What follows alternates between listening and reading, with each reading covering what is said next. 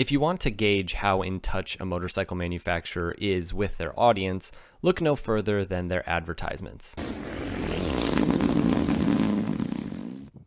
You can always rely on natural gas. Good examples of this would be Triumph's relentless focus on concepts of heritage and authenticity when unveiling new products in their modern classic line, or Ducati going on about passion and emotion and craftsmanship. One poor example of this is MV Agusta's recent unveil of their RR version of the F3, with a kid playing a motorcycle racing video game and then suddenly having the bike there in front of him. It's like MV Agusta doesn't realize that their audience is not young kids.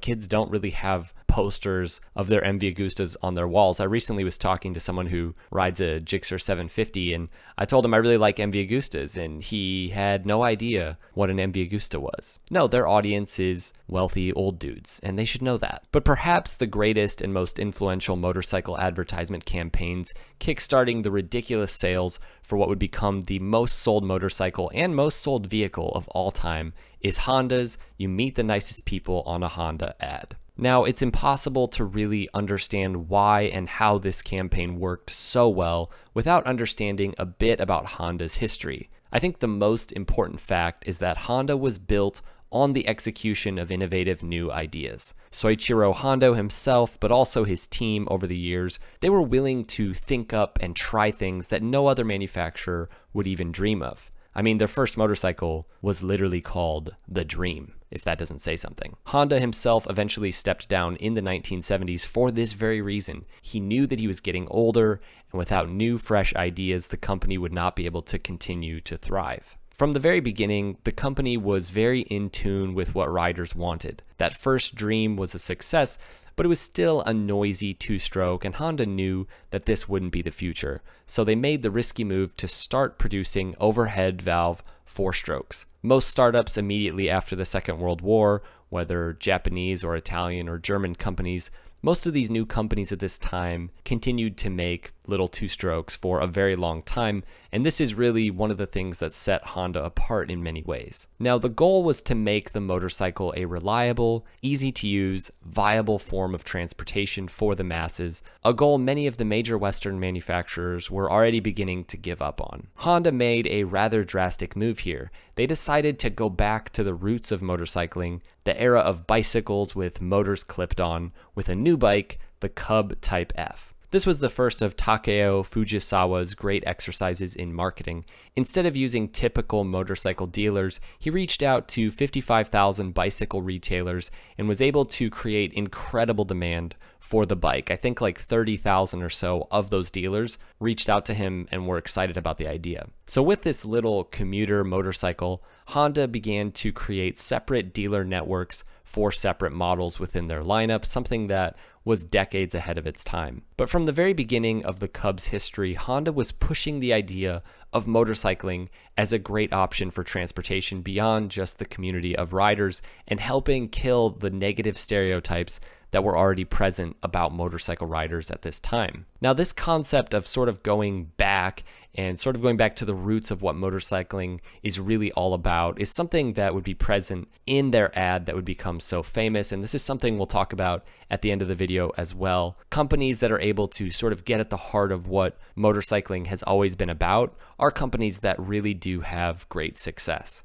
Now, I mentioned someone's name, Takeo Fujisawa, and the simplest way to understand this guy and his relationship to Honda throughout their formative years is that Soichiro Honda was the technological force behind the company, and Fujisawa was the business force. So together, with Honda's ability to think creatively about design and innovation and really do things out of the box, and then Fujisawa's ability to think creatively about sales and marketing and business, they built the empire of Honda that we know today. Now, the first of a new kind of motorcycle came about as an evolution of that motor bicycle, the F-Type Cub that we mentioned, and this was the new C100 Supercub. This came about initially from a trip that Honda and Fujisawa went on to Germany in 1956. They saw the incredible market in Europe for mopeds and small, lightweight motorcycles, but they had questions about what was available to the consumers there, and so the C100 was really that answer. It had everything a new motorcycle needed: a new, innovative, fresh design, a new level of reliability with their 49cc single-cylinder overhead valve pushrod engine, coupled with a 3-speed gearbox and an automatic centrifugal clutch, less intimidating for non-riders than a proper sort of standard motorcycle.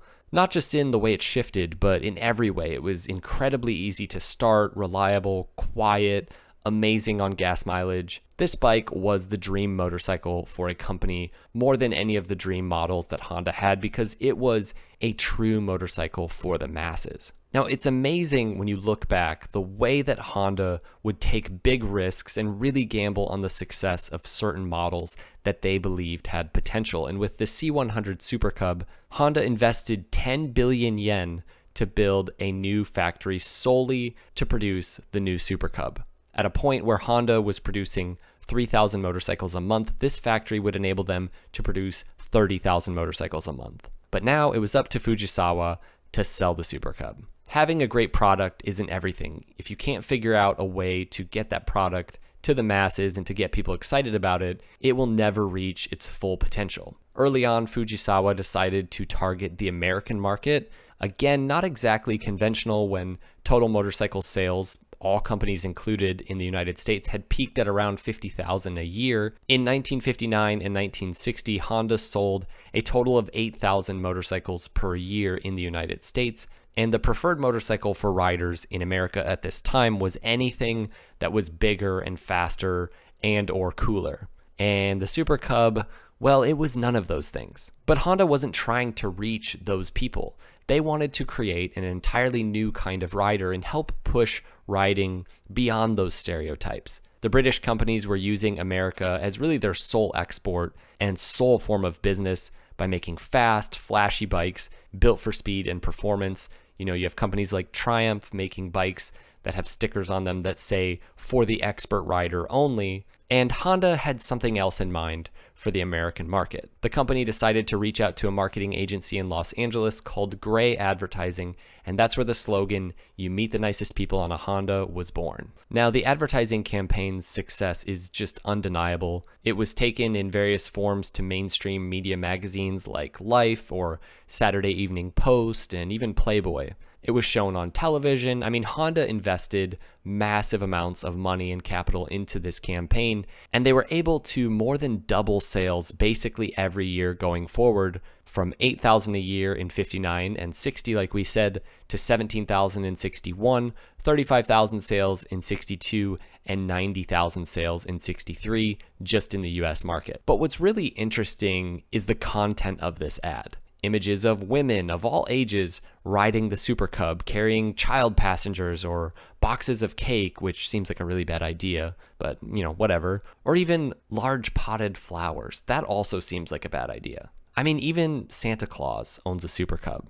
The image of it as a motorcycle for the everyman or woman is obvious, right? That's obviously what they're trying to push, and they're trying to break down the stereotype of bikers, But it's really that tagline regarding who rides motorcycles. It's nice people who ride motorcycles. This is coming just years after movies like The Wild Ones portraying motorcyclists as bad dudes who make lots of noise and stir up trouble everywhere they go. Imagine all of the guys in Wild Ones riding Super Cubs. That would be pretty awesome. The way that the ad would generalize things is somewhat hilarious, with phrases like, "If you like going places and doing things, a Honda covers a lot of ground." I mean, I definitely like going places, and yeah, sometimes I do like doing things. So I guess I'll get one. But just showing examples of normal people riding wasn't enough. Honda coupled that with a focus on just the unintimidating nature of the Super Cub. Affordability both upfront with that $245 price, but also, 200 miles to the gallon. Incredible gas mileage, ease of use with the electric start, reliability, safety. I mean, it's just such an approachable motorcycle. But perhaps more important than all of this, all of it centered around the idea of having fun. All of those things, the fact that it was cheap, the fact that it worked well, that anybody could ride it, all of that was meant to push non-riders to motorcycles, and specifically to Honda, to just have fun. There are very few people who walk away from riding a two-wheeled powered vehicle and say, Oh, that wasn't fun. All the way from an e-bike to, a big loud Harley. Riding on two wheels is just inherently fun, but for most people, there's all of these hurdles, even today, from needing to learn how to use a clutch to probably having to take a course and getting your license and taking a test, getting all of the gear. This ad was an attempt to get people to stop worrying about all of that. You don't have to worry about the learning curve or having your neighbors hate you because of your loud motorcycle. A motorcycle can be sensible, it can be practical, respectable, and fun for everyone. And so 100 million sales later and a lasting reputation for really delivering on their word because the Supercub really was all of the things that they claimed, it is now the most sold vehicle of all time by quite a bit. There's one company today that I think of when I look at this little part of Honda's history, and it's Royal Enfield. Royal Enfield successfully took the ever-popular formula for a retro motorcycle, and they just turned it on its head with basically the Bonneville lineup, Moto Guzzi's offerings, the Kawasaki W8. That's pretty much about it prior to the Royal Enfield Interceptor. These are all premium-priced motorcycles with little to offer in comparison to bikes that are in that, 9, 10, 11, 12,000-ish price. Royal Enfield made a motorcycle with the Interceptor and Continental GT that were incredibly affordable, simple, reliable, highly customizable, and more important, they're fun. Perfect motorcycles for beginner riders, maybe not in the way that the Supercub was, but with that same sort of intention and spirit, keeping it simple, unintimidating, and just having fun. It's all about, just like with the Supercub, going back to the roots of what motorcycling is supposed to be about, which is just having fun on two wheels, and using the sort of retro bike platform is just the obvious way to do this. Look at the big promotions for the Interceptor and Continental GT. It's not riders all geared up on track, and it's not really anybody going fast. It's regular, if not somewhat unrealistically beautiful people just messing around and having fun on a motorcycle the way that you should, except for maybe with more protective gear and less dragging your hand on the ground. That I don't really advise that. Now, there's way more to Royal Enfield's resurgence with their twins than just this, and it's obviously different than what Honda did with the Nicest People advertisement, but there's no denying that Royal Enfield are bringing motorcycling to the masses in a way that few other manufacturers have done in a very long time. Now, as much as Honda's incredible success and ability to market to non-riders going all the way back to the very beginning, when they decided to advertise the F-Type Cub to bicycling riders instead of motorcycle riders, as much as these endeavors would ultimately take down so many other awesome manufacturers, we do have to thank them for bringing motorcycling to the masses. Motorcycling would not be what it is today